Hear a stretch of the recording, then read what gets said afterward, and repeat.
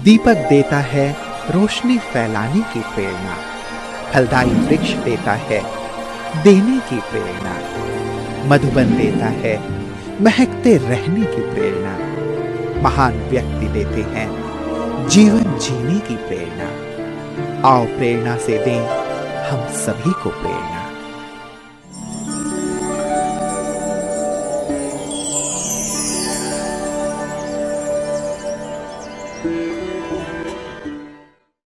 सुनाम पंजाब राज्य के संगरूर जिले में स्थित है। सुनाम शहीद ऊधम सिंह वाला का जन्मभूमि भी है। ऊधम सिंह के नाम पर यहां म्यूजियम और गार्डन भी बना हुआ है। सुनाम ब्रह्मा कुमारी ईश्वरीय विश्वविद्यालय की मुख्य संचालिका हैं राजयोगिनी मीरा दीदी जी। मीरा दीदी जी का जन्म 1965 में पंजाब के पटियाला में हुआ। बचपन में संगीत एवं भक्ति में विशेष रुचि रखती थी। आप सरलता, क्षमा भाव, निरहंकारिता, सादगी आदि दिव्य गुणों से परिपूर्ण हैं। सत्य की खोज में आपको 1984 में ईश्वरीय ज्ञान की प्राप्ति हुई। 1985 में संस्था के मुख्यालय माउंट आबू में अव्यक्त बाप दादा से मंगल मिलन मनाया।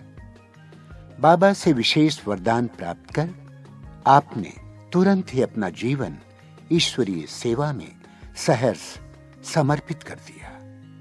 तब से पटियाला, चंडीगढ़, चित्तौड़गढ़ राजस्थान, हिसार, राजपुरा आदि स्थानों में सेवाएं प्रदान कर 1995 में सुनाम में स्थायी रूप से अपनी सेवाएं दे रही। दीदी जी के नेतृत्व में 300 से भी अधिक विद्यार्थी ज्ञान योग की पालना लेकर अपना जीवन दिव्य बना रहे। खड़े हैं इस समय उधम सिंह, शहीद उधम सिंह के जन्म स्थान पे, जहाँ पे शहीद उधम सिंह ने पैदा हुए। इस छोटे से मकान में उन्होंने अपनी माता की कोख में जन्म लिया। उसके बाद वो बड़े हुए, पढ़े। उसके बाद उनके पेरेंट्स के गुजरने के बाद उनको यतीम खाने में भेजा गया।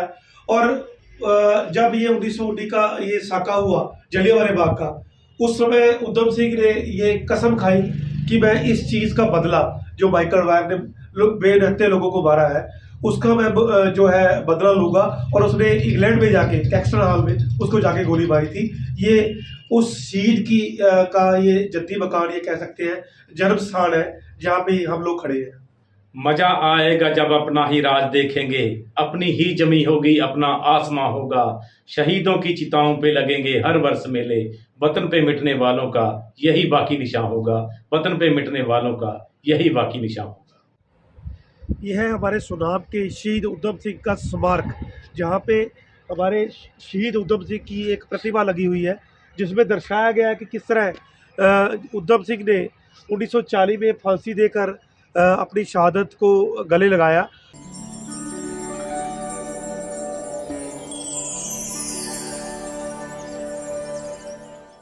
हमारे माता पिता बहुत ही भक्ति भाव वाले थे और जिनके अंदर बहुत ही परमात्मा की तरफ उनकी लगन थी।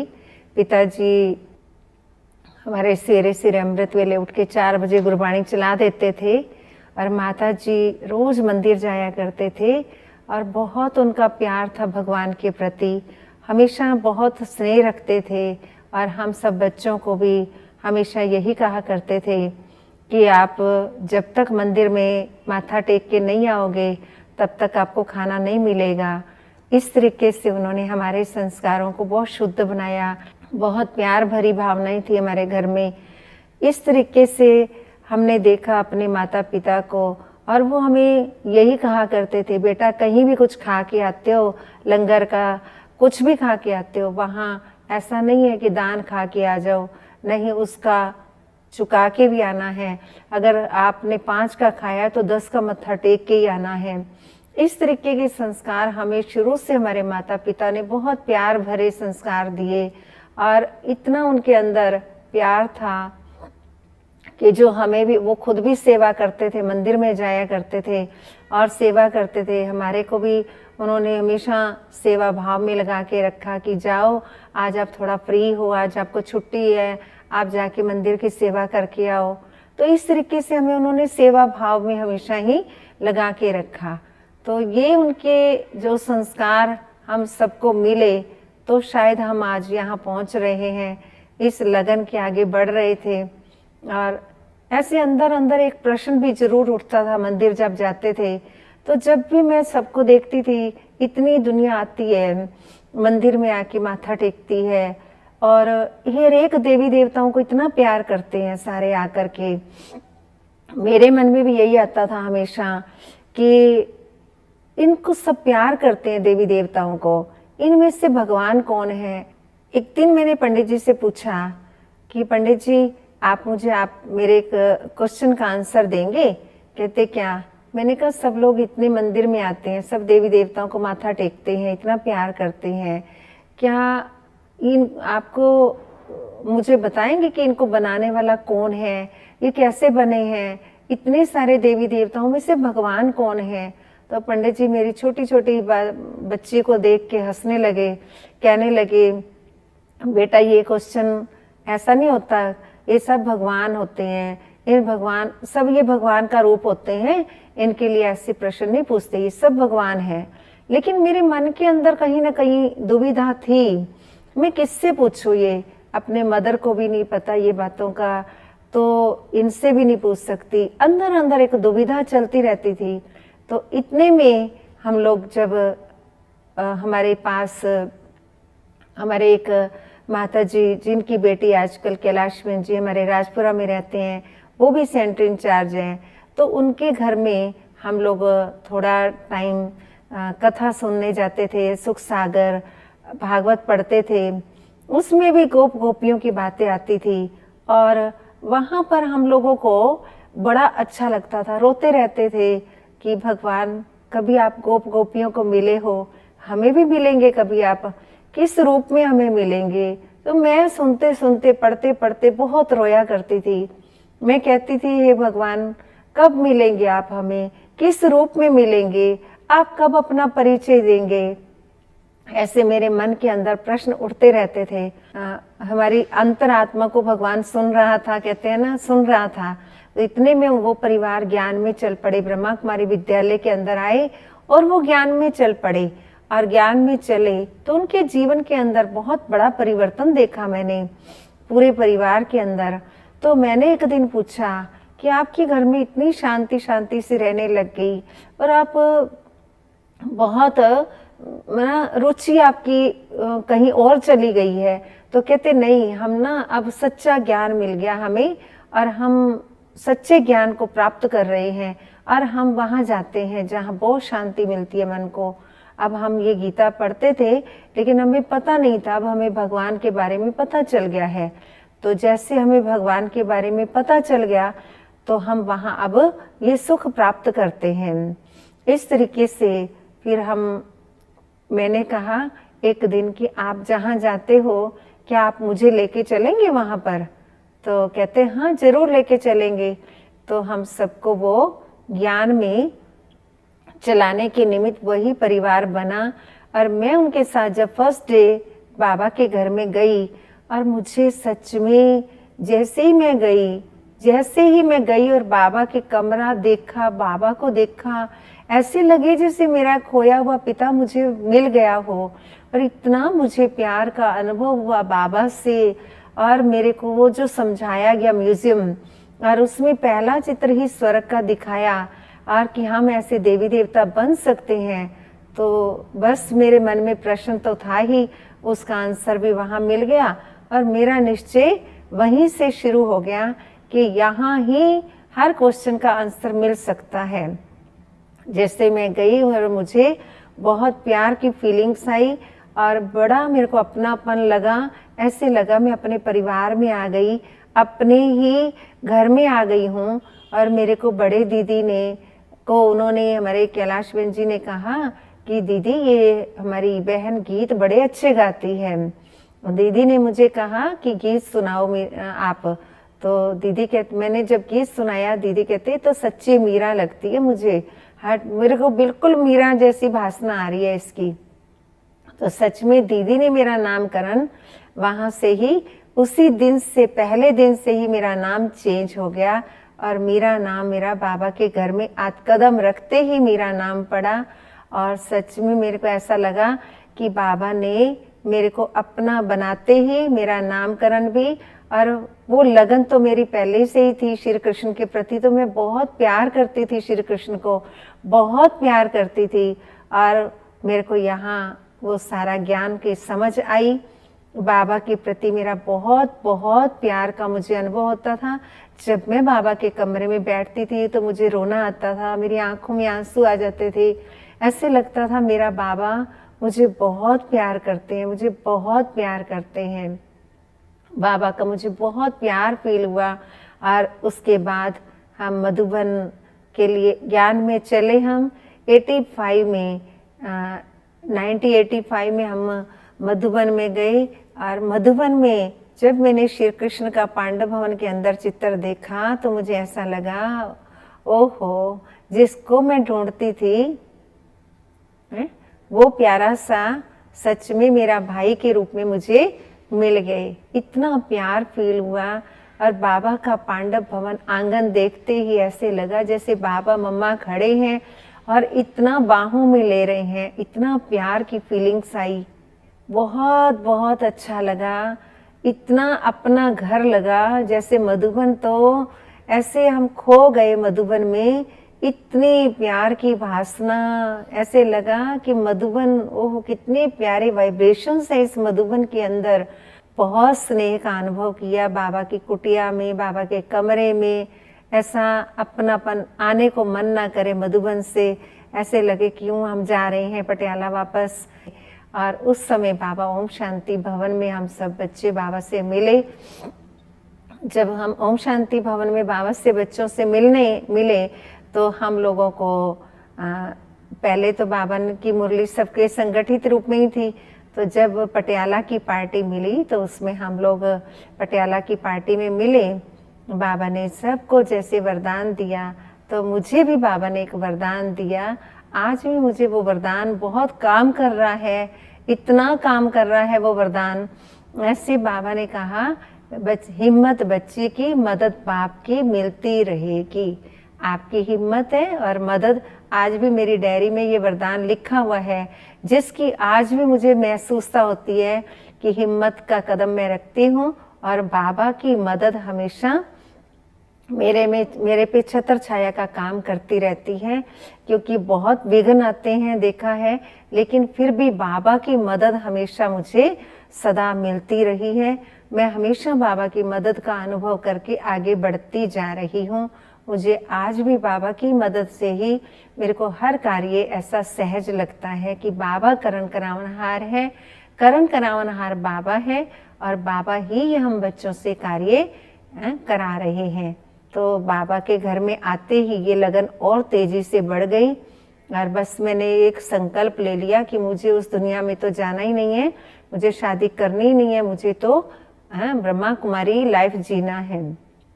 तो मैंने अपनी ये लाइफ बनाने के लिए अपनी खुद की मेहनत भी थी और फिर पेरेंट्स का थोड़ा बहुत तो चलता था, लेकिन फिर भी उन्होंने ज़्यादा विघन नहीं डाला।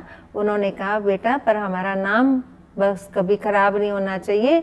अगर आप इस लाइफ को चूज तो कर रहे हो, चुन तो रहे हो, लेकिन ये देख लेना कभी फिर वापस आने का संकल्प नहीं करना।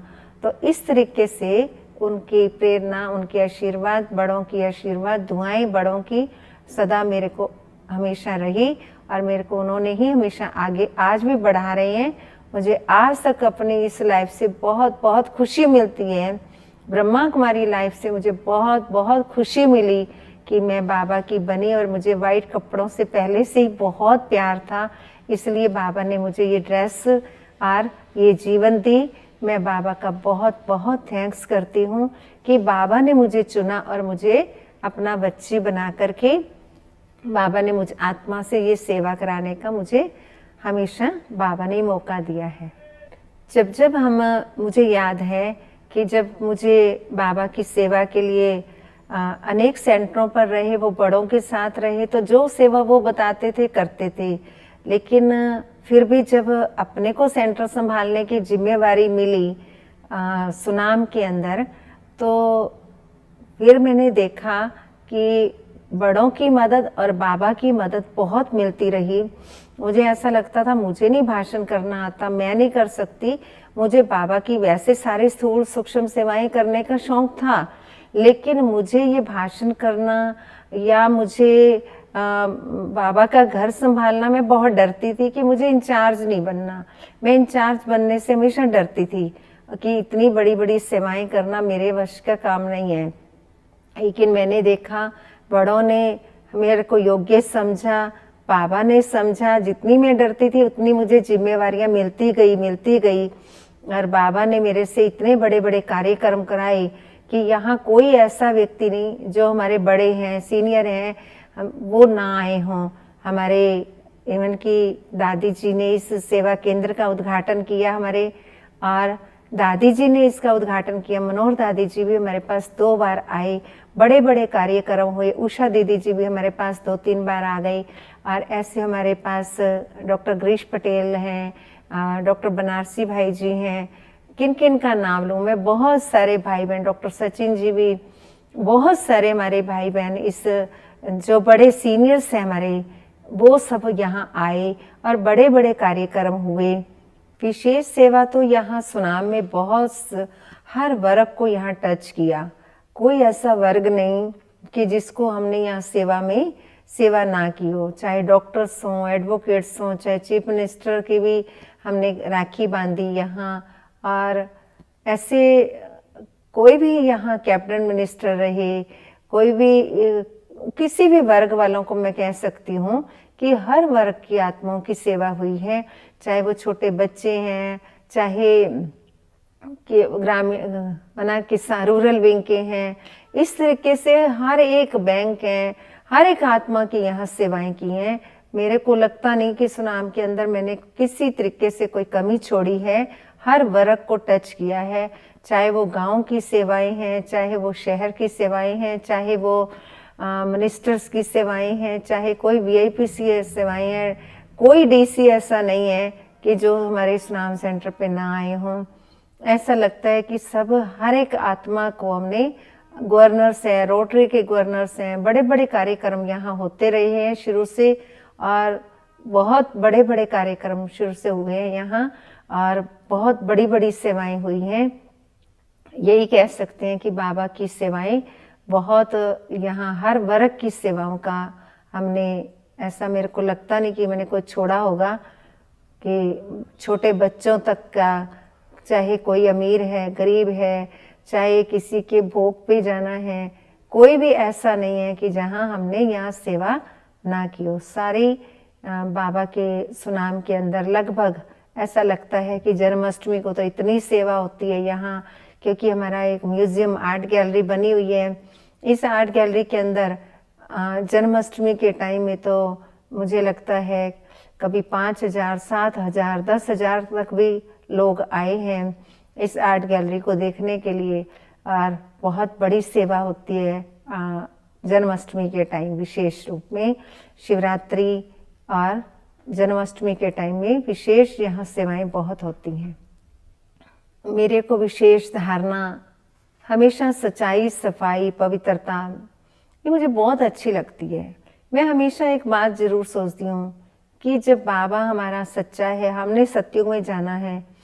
मेरे को झूठ बोलना बिल्कुल पसंद नहीं है, हमेशा सत्यता पसंद है, और जो बात जैसी है हेर फेर नहीं कर सकती मैं। कोई भी छल कपट जैसा अंदर नहीं आता मन में कि ये ऐसे बताऊं, ऐसे करूं। हमेशा मुझे सच्चाई, सफाई बहुत पसंद है, अपने भी और दूसरों की भी सच्चाई, सफाई पसंद है, और ये धारणा मुझे हमेशा पसंद रहती है। और अमृत वेला योग का और विशेष मुरली क्लास के लिए मुझे बहुत एक्यूरेट पसंद है कि मुरली क्लास के अंदर मुझे अपना भी और भाई बहनों का भी आना मुझे बड़ा पसंद रहता है। हमेशा मैं यही चाहती हूँ कि बाबा की ये जो धारणाएं हैं, मर्यादाएं हैं, इससे हम कभी भी बाहर ना जाएं। बाबा की बताई हुई श्रीमत है, मर्यादाएं हैं, इनके अंदर हम रह के अपने जीवन को और अच्छा बनाते जाएं, है ना। जैसे बाबा चाहता है वैसे हम बनते जाएं। ये विशेष मेरे जीवन की एक धारणा रही है। मैं हमेशा सत्यता के ऊपर अपने आप को हमेशा बहुत बहुत पसंद करती हूँ, अपनी भी और सबकी भी, क्योंकि मेरे साथ कोई भी इस तरीके से डबल करे कोई कर्म, चाहे कोई छोटा हो बड़ा हो, मुझे थोड़ा पसंद नहीं आती ये बातें, क्योंकि मैं स्पष्टवादी हूँ। मुझे हमेशा स्पष्ट रहना ही पसंद रहता है, खुश रहना, स्वस्थ रहना, ये मेरे जीवन की धारणा है। हमेशा सच्चाई, सफाई, सादगी मेरा अपना एक बहुत बड़ी धारणा है मेरे अपने जीवन की। मैं यज्ञ से भी बहुत मेरा प्यार है।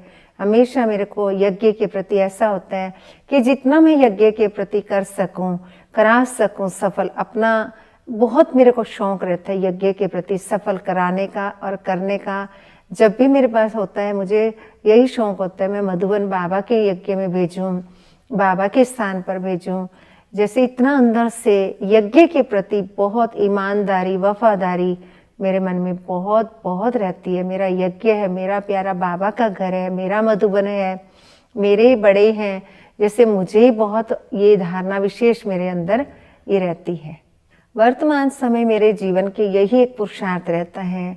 अब मुझे ज़्यादा कोई आवाज़ से बोले मेरे को बिल्कुल अच्छा नहीं लगता, दिल ही नहीं करता कि कोई ऊंची आवाज़ से बोले, और बस अंदर अंदर अब मैं मुझे होता है कि मुझे सहनशील बनकर, समा करके, हर बात को अंतर्मुखी बन करके अपना गुप्त पुरुषार्थ करना है। अंदर मैंने अपने बाबा समान स्थिति बनानी है, और मेरी यही एक संकल्प रहता है कि मैं अपना ऐसा पुरुषार्थ करूं, जितना हो सके मैं अपनी पुरुषार्थ को बढ़ाऊं, और मेरा ऐसा पुरुषार्थ बढ़े कि जिससे मेरी और उन्नति होती जाए। जो मेरे बड़े चाहते हैं, जो मेरे प्यारे बाबा चाहते हैं, और जो मैं खुद आत्मा चाहती हूँ, जो मेरे से भाई बहन चाहते हैं संतुष्ट रहना, मैं और भी अच्छा अपने को भी संतुष्ट रख सकूं और सब भाई बहनों को भी संतुष्ट रख सकूं। ये मेरा विशेष आजकल पुरुषार्थ चलता है। यही कहेंगे कि बस बाबा के समय अनुसार इशारा हम सबको दिखाई दे रहा है, बाबा की मुरलियाँ हम सबको इशारा दे रही हैं, और अंतिम हम सबको दिखाई दे रही हैं ये चीज़ें कि अब समय बहुत कम रह गया है। इस कम समय के अंदर हम अपने आप को गुप्त पुरुषार्थी बना करके बाबा को प्रत्यक्ष करें, बाबा समान जीवन बनाएं। अपने प्यारे मम्मा बाबा जैसे उन्होंने हम सब के प्रति आश रखी है और सदा फॉलो फादर मदर कहते हैं, तो वो बाबा के दिल तख्त नशीन बने और ऐसा पुरुषार्थ करें जो हमारे से बड़े भी संतुष्ट रहें, और हम ऐसे सच्चे पुरुषार्थी बने, गुप्त पुरुषार्थी बने, और जीवन में अपने जितना अभी ज्ञान योग धारणाओं में थोड़ा कभी कहीं ऊपर नीचे होता भी हो तो अब वो ना हो, और जीवन को श्रेष्ठ बनाते चलें, और अपनी तैयारी अंदर करते करते हम अपने आप को बाप समान बनाते चलें। यही एक मुख्य अभिलक्ष्य है, यही धारणा है जीवन की, और यही मेरे मन की अब इच्छा है कि मेरे सदा ही बस बाबा की याद में रहूं, बाबा की नैनों में समाई हुई आत्मा रहूं। बस मेरा अब लास्ट यही अंतिम पुरुषार्थ यही चलता है रोज, कि मैं हर आत्मा को संतुष्ट कर सकूं। जो भी मेरे भाई बहन हैं, कोई भी हैं, सब खुश रहें मेरे से, मैं उनसे संतुष्ट रहूं, वो मेरे से संतुष्ट रहे। बस मेरी यही एक मैसेज है बाबा के सब बच्चों के लिए, कि बाबा का हर एक बच्चा बस निर्विघ्न बने, बाबा का प्यारा बच्चा लायक बने, और जितनी प्यारी बाबा की मुरली सुनते हैं वे उनके जीवन के अंदर समा जाए, धारणा मुहूर्त बन जाए। यही एक लक्ष्य है, बस यही एक लक्ष्य है सभी बाबा के बच्चों के लिए, कि बाबा की प्यारी मुरली सुनते सुनते उनके जीवन निर्बंधन बन जाएं और बाबा की यादों में समा जाएं। अपना अमृत वेला कभी मिस ना करें, कभी मुरली मिस ना करें। कारणे अकारणे हो गई और बात है, लेकिन विशेष ज़्यादा बहानेबाजी ना बना करके बाबा की यादों में समाते हुए हमेशा यही उनके लिए संकल्प रहता है कि जितना हो सके बाबा की मुरली को हर रेगुलर और पंक्चुअल रूप में अपनी सुने। और बड़ा अच्छा लगता है जब बाबा के हर एक बच्चे अपने इस रेगुलरिटी को, पंक्चुअलिटी को पालन करते हैं, अपने आप को निर्बंधन बनाते जाते हैं, मुरली के प्रति उनका प्यार बढ़ता है, बाबा की याद में हर कर्म करते हैं। बस यही एक मैसेज मेरा हमेशा भाई बहनों के लिए रहता है कि प्यारे बाबा के आप बच्चे बन कर के अपने को, बाबा की मुरली को अपने जीवन में समाते समाते अपने को निर्बंधन बनाते जाओ और अपने आप को बाबा के प्यार में लवलीन स्थिति के अंदर स्थित करके और अपनी अवस्था को और न्यारा बनाते जाओ। यही एक सच्ची संदेश है सभी बाबा के बच्चों के लिए कि हर एक प्यारा बाबा का बच्चा निर्बंधन बनता जाए और बाबा की हर मर्यादाओं को पालन करने में अपना सहयोग हमेशा बाबा से लेता रहे।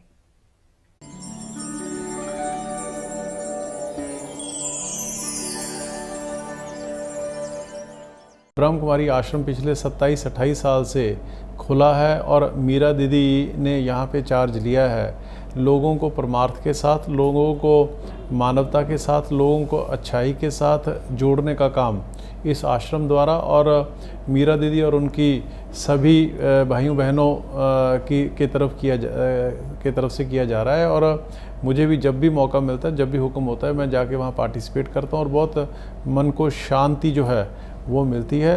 मैं यही आस, यही अरदास और यही दुआ करूँगा कि ब्रह्म कुमारी आश्रम इसी तरीके से हर जगह पे प्यार, आपसी भाईचारक सांझ और परमार्थ के साथ जोड़ने का काम जो है करते रहें।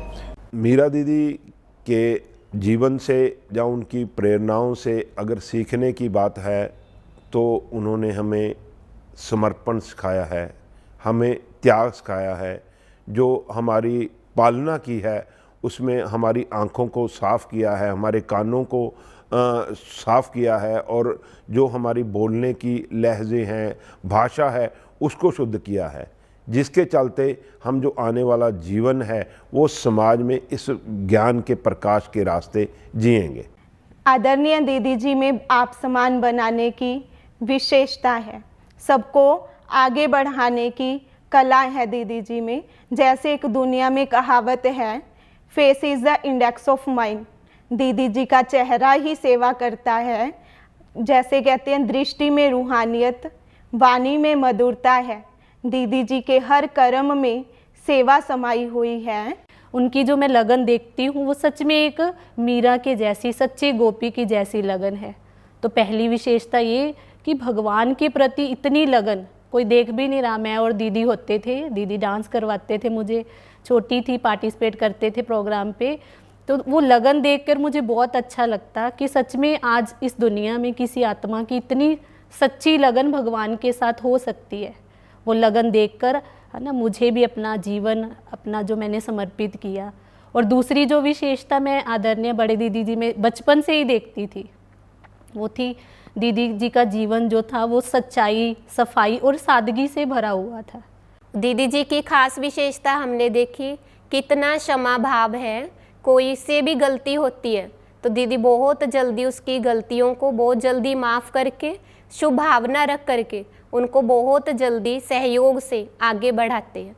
तो इस विशेषता को हम भी अपने जीवन में धारण करने की और बाबा से जो मदद है उसके साथ हमारा यही पुरुषार्थ है। हमारी दीदी में बहुत विशेषताएं हैं, लेकिन कुछ विशेषताएं मैं अपनी कविता के माध्यम से पेश करना चाहूँगा। परमात्मा से प्यार था बचपन से, परमात्मा से प्यार था बचपन से, करते थे भक्ति सच्चे मन से, बाबा ने ढूंढा वो सच्चा हीरा, वो है हमारे दीदी मीरा। खुद को परमात्मा पे कर दिया समर्पण, सौंप दिया उसको अपना तन मन, बन गए वो शिव की पटरानी, आज मैं सुनाऊं एक सच्ची कहानी। मन में रखते सच्चाई सफाई, मन में रखते सच्चाई सफाई, नाम में सेवा की सुनामी लाई, सबका रखते ध्यान, पूरी करें ज़रूरत। दीदी हमारी माँ जैसी ममता की मूरत। बाबा की ना कभी कराए गलानी, आज मैं सुनाऊं एक सच्ची कहानी। सेवा दीदी की सांसें, सेवा दीदी की सांसें, सेवा दीदी की जान, अथक सेवादारी, हमारी दीदी महान। बाबा की हमेशा बढ़ाई शान, हजारों आत्माओं का किया कल्याण। जे भवन बनाया विश्व कल्याणी, आज मैं सुनाऊं एक सच्ची कहानी। दीदी बनेंगी विश्व महारानी, आज मैं सुनाऊं एक सच्ची कहानी। आश्रम से जुड़ के जो इंसान इस रूहानी संस्थान से जुड़ जाता है, मैं समझता हूँ उसे कहीं और जाने की ज़रूरत नहीं रहती, क्योंकि दीदी के साथ मुझे 2-4 बार माउंट आबू जाने का भी मौका मिला है। मेरी इस आवाज़ को आपके माध्यम से मैं बताना चाहता हूँ कि जो भी इस आवाज़ को मेरी को सुन रहे हैं, तो निवेदन के इस संस्था के साथ जुड़ें और ज़्यादा से ज़्यादा जुड़ें। और जो दीदी यहाँ पे हमको, हमारे बच्चों को, हमारे बड़ों को जो आशीर्वाद के रूप में ये अपने लेसन देते हैं, ये वो किसी अखंड ज्योति से कम नहीं, अखंड ज्योति से कम नहीं। हमें फ़ख्र महसूस होता है कि हमारे शहर में अगर अध्यात्म की बात चलती है तो मीरा दीदी की बात चलती है। इनके कारण हम लोग कई चीज़ों से दूर हो चुके हैं जो कि बुराइयां थी। दीदी ने घर घर में प्यार जो बांटा है, वो एक अनोखी देन है, जो जिसे हम कह सकते हैं कि हमारे घर में प्यार जो बड़ा है वो एक दीदी का बहुत बड़ा सहयोग और एक दीदी का बहुत बड़ा हम पे उपकार है।